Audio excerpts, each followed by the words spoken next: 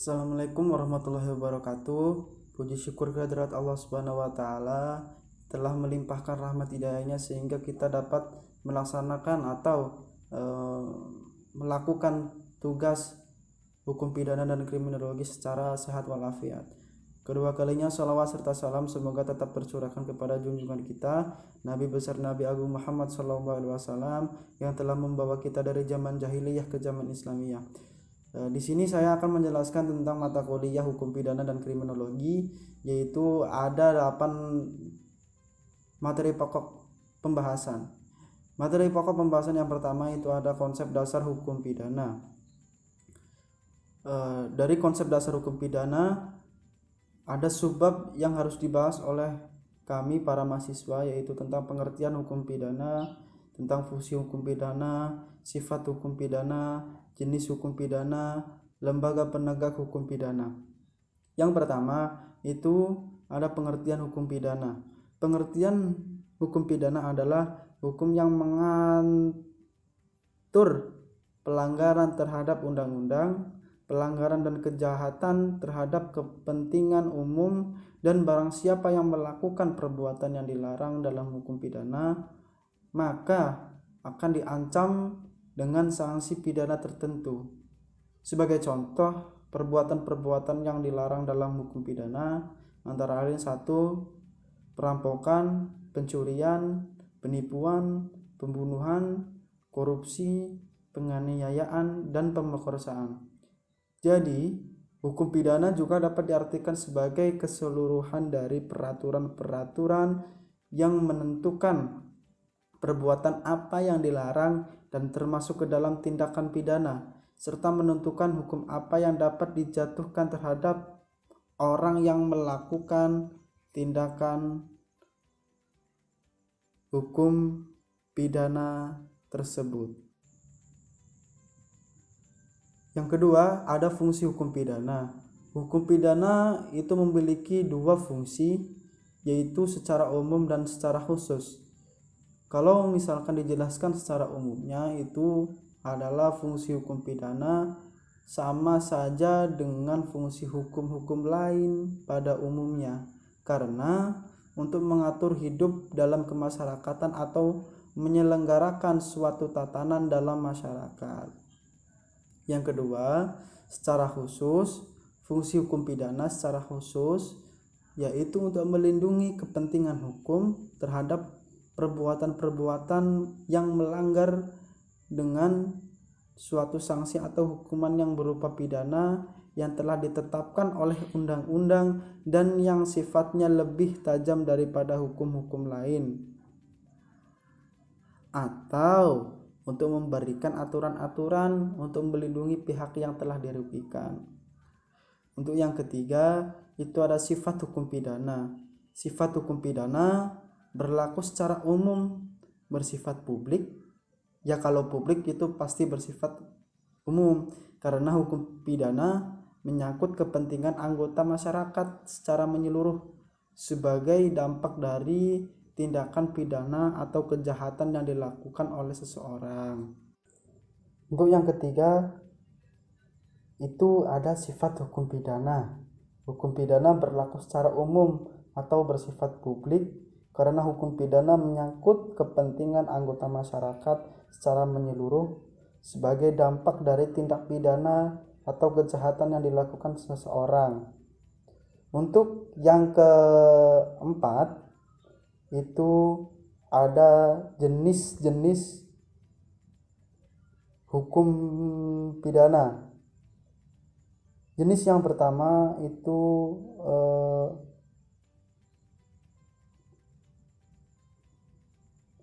tentang muatan materi, yaitu ada 2 muatan materi, muatan formil dan muatan material.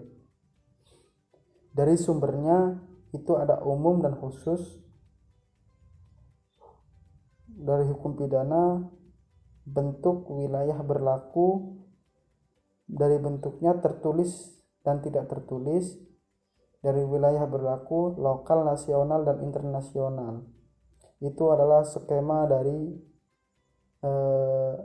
jenis hukum pidana. Untuk yang pertama yaitu ada dari jenis-jenis hukum pidana dari muatan materi.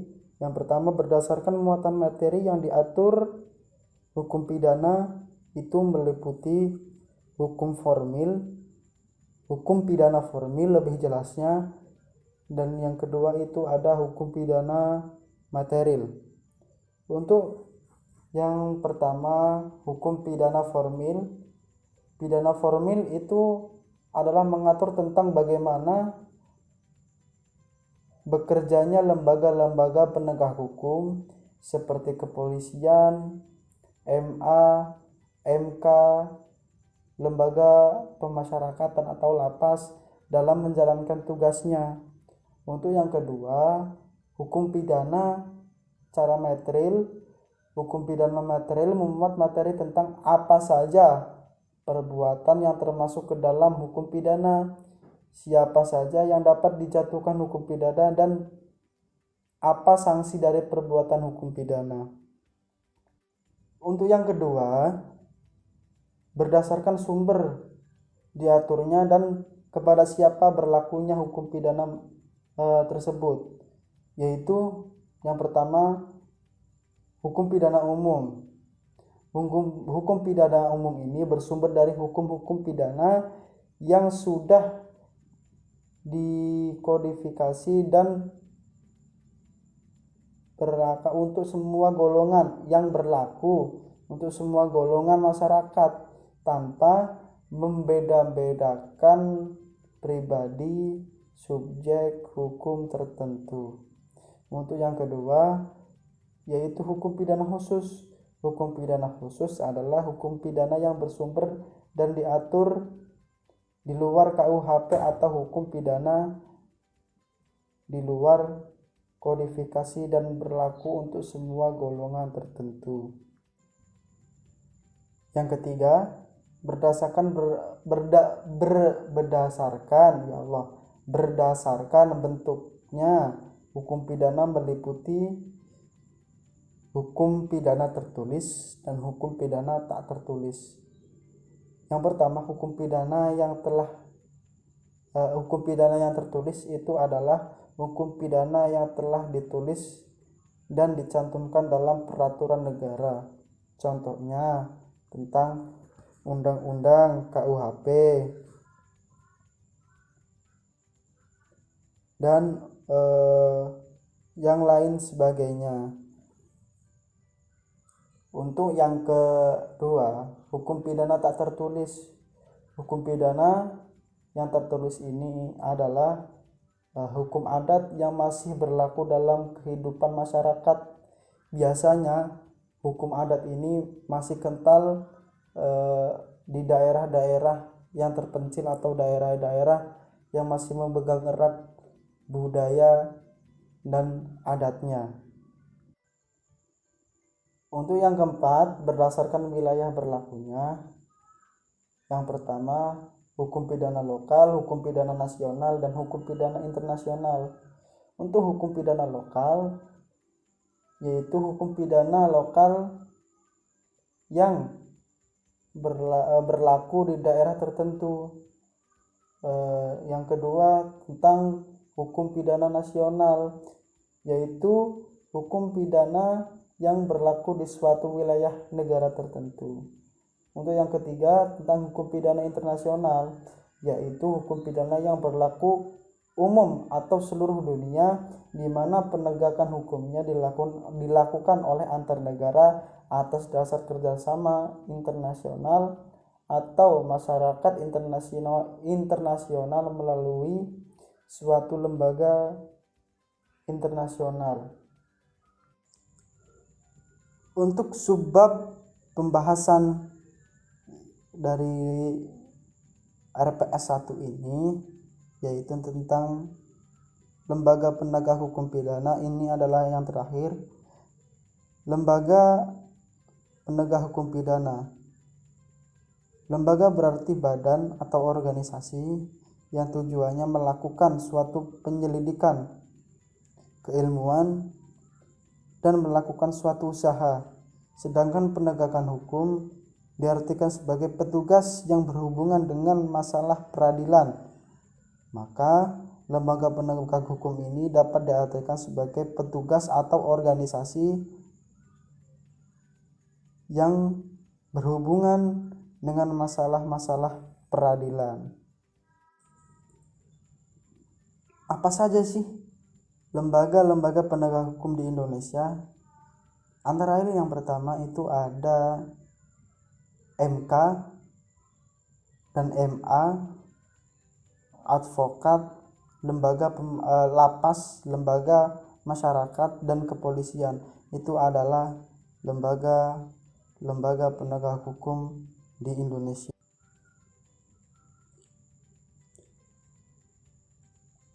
Untuk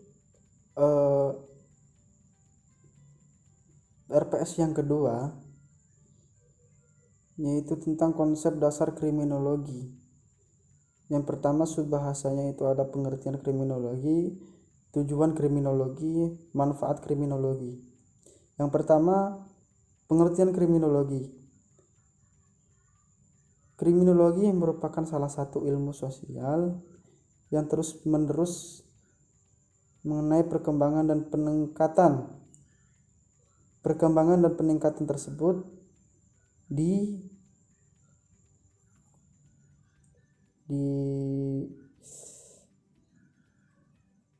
dikarenakan pola hidup sosial masyarakat yang mengalami perubahan-perubahan, berpindah dari satu tempat ke satu tempat lainnya, serta berbeda juga perubahannya sewaktu-waktu atau zaman tertentu.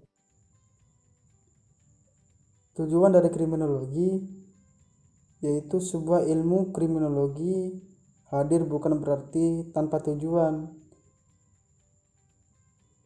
Ilmu kriminologi mempunyai tujuan untuk memberikan pengetahuan kepada orang lain mengenai sebab-sebab seorang melakukan kejahatan.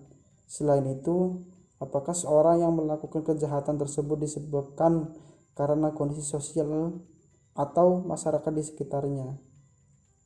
Lalu yang ketiga, itu ada manfaat kriminologi. Manfaat kriminologi terhadap hukum pidana ada 4. Yang pertama, hasil penyelidikan kriminologi dapat membantu pemerintah dan penegak hukum untuk mengungkapkan kejahatan. Yang kedua, membantu untuk melakukan meminimalisasi dalam produk peraturan perundang-undangan pidana. Yang ketiga, menurut Van Lith, sebaiknya kriminologi bergabung dengan hukum pidana. Yang keempat, kriminologi juga hasil dari penelitiannya dapat memperbaiki kinerja operator hukum serta melakukan perbuatan-perbuatan atau perbaikan-perbaikan bagi undang-undang pidana itu sendiri. Untuk RPS yang keempat,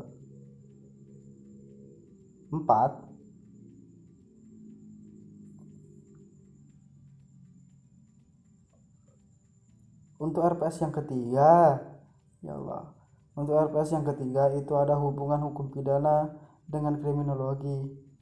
Hubungan antara ilmu hukum pidana dan kriminologi dapat dikatakan mempunyai hubungan timbal balik dan bergantungan antara satu sama lain. Bahasa kerennya itu adalah interdependence dan dependensinis.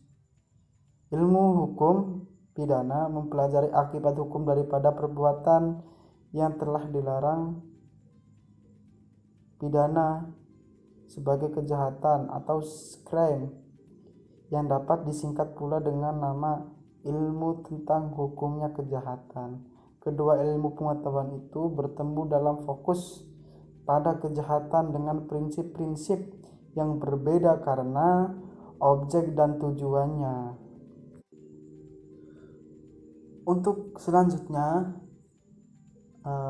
RPS yang keempat itu membahas tentang asas hukum pidana. Yang pertama, pengertian asas hukum. Yang kedua, asas hukum pidana di Indonesia. Yang ketiga, implementasi asas hukum pidana dalam pasal-pasal yang ada di KUHP. Yang pertama, pengertian asas hukum pidana. Menurut terminologi yang dimaksud dengan istilah asas ada dua pengertian. Asas yang pertama adalah dasar, pedoman, atau alas. Selanjutnya arti asas yang kedua adalah suatu kebenaran yang menjadi pokok atau dasar atau tumpuan berpikir atau berpendapat. Nah, jadi asas hukum adalah jantungnya peraturan hukum karena ia merupakan landasan yang paling luas bagi lahirnya peraturan hukum atau ia adalah sebagai rasio legisnya peraturan hukum. Yang kedua itu ada pembahasan tentang asas hukum pidana di Indonesia. Dalam Erdianto terdapat di asas dalam hukum pidana, yaitu yang pertama ada asas legalitas. Terus yang kedua ada asas larangan berlaku surut. Yang ketiga ada asas larangan menggunakan analogi. Untuk yang keempat, ada asas ketentuan yang menguntungkan bagi tersangka. Yang kelima, ada asas teritorial. Yang keenam, ada asas personalitas. Yang ketujuh, ada asas perlindungan. Yang delapan, ada asas universal. Untuk asas pertama yaitu asas legalitas, berarti bahwa tidak ada perbuatan yang dilarang dan diancam dengan hukum pidana jika tidak diatur terlebih dahulu dalam perundang-undangan. Asas legalitas menyatakan bahwa suatu perbuatan tidak dapat dipidanakan jika sebelumnya belum diatur oleh perundang-undangan. Untuk yang kedua, itu ada asas larangan berlaku surut. Asas larangan berlaku surut terkait dengan asas legalitas bahwa seseorang dapat dihukum hanya atas hukum perbuatan yang sebelumnya telah diatur dalam peraturan perundang-undangan. Artinya, apabila seseorang melakukan suatu tindakan pidana yang baru kemudian hari terhadap tindakan yang serupa diancam dengan pidana, maka pelaku tidak dapat dipidana atas ketentuan yang baru itu. Tujuan dari asas ini adalah agar jangan sampai seseorang melakukan suatu perbuatan lalu karena seseorang tersebut tidak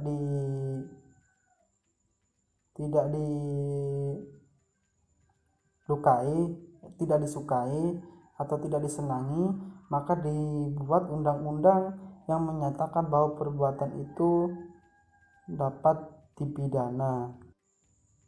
Yang ketiga ada asas larangan menggunakan analogi. Yang dimaksud adalah memperluas cakupan atau pengertian dari ketentuan undang-undang. Analogi berarti menyamakan sesuatu dengan sesuatu yang mirip. Maksud dari asas ini adalah agar hukum pidana tidak mudah digunakan untuk pihak tertentu saja, khususnya penguasa.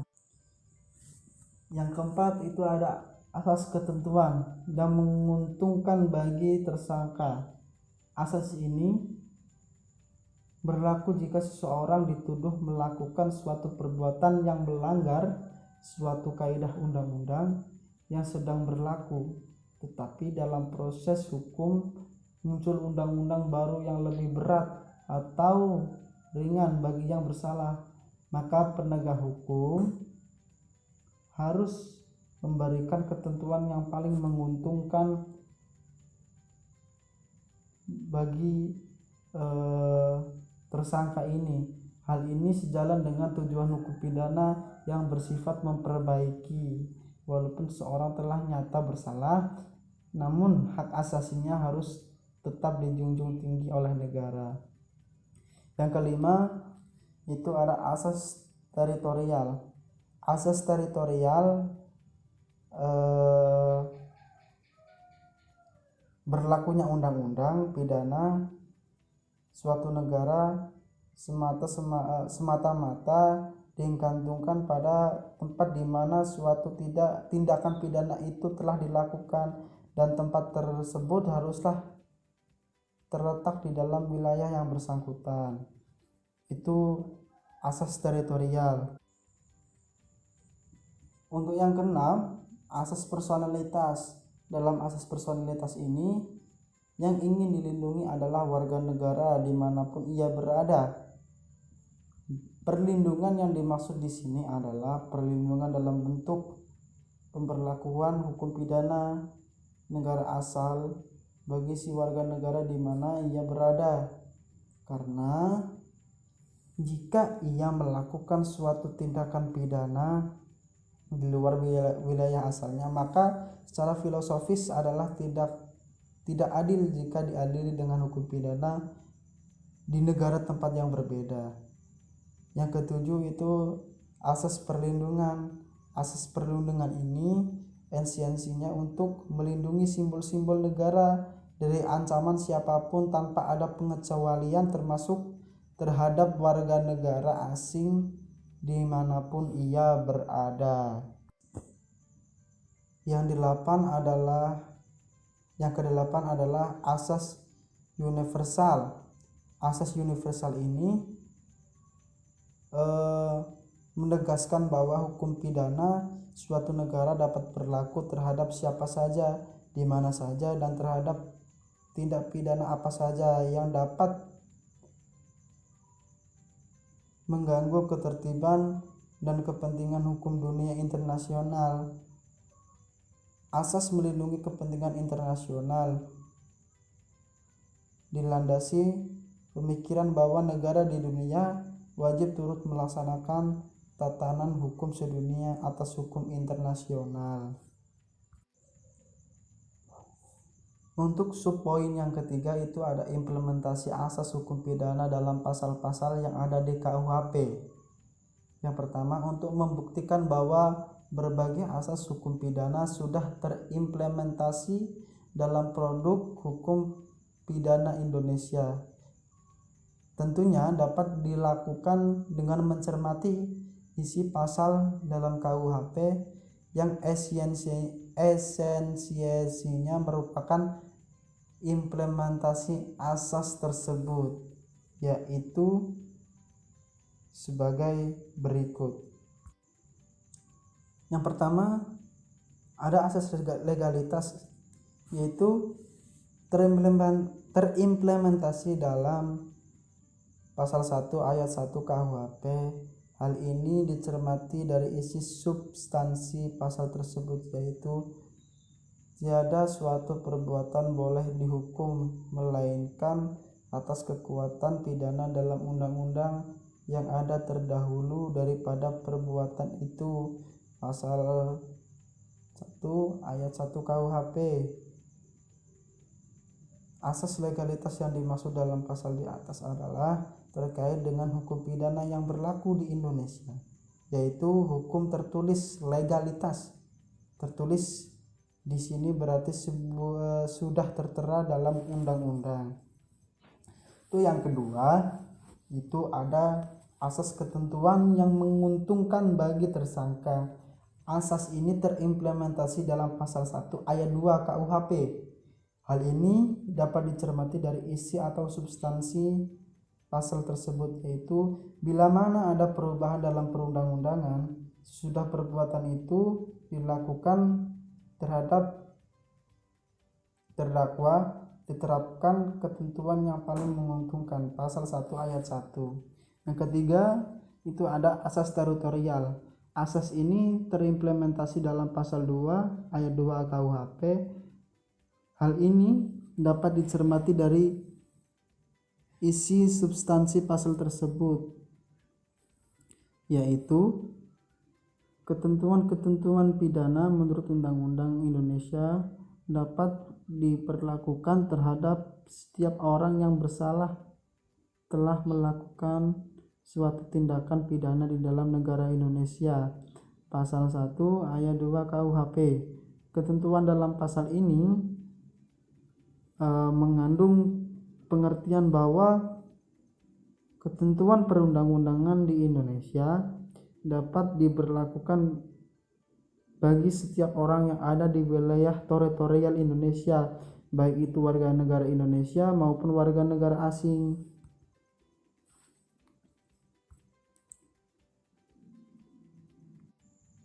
Untuk yang keempat, itu ada asas proporsionalitas. Dalam asas proporsionalitas terkandung makna bahwa undang-undang pidana suatu negara tetap dapat diperlakukan terhadap warga negaranya dimanapun. Ketentuan ini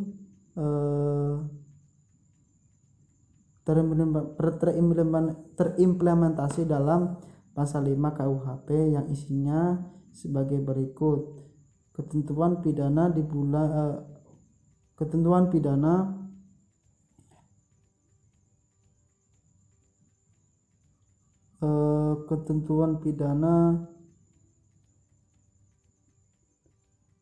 duluan Undang-Undang Indonesia berlaku bagi warga negara Indonesia yang di luar Indonesia melakukan salah satu kejahatan tersebut dalam bab 1 dan 2 buku kedua dan tersebut pasal 160, 161, 240, 279, 450 dan 451. B. Salah satu tindakan yang menurut ketentuan pidana dalam Undang-Undang Indonesia dipandang sebagai kejahatan dan menurut Undang-Undang negara di mana tindakan itu dilakukan diancam dengan hukuman. Yang kedua itu penentuan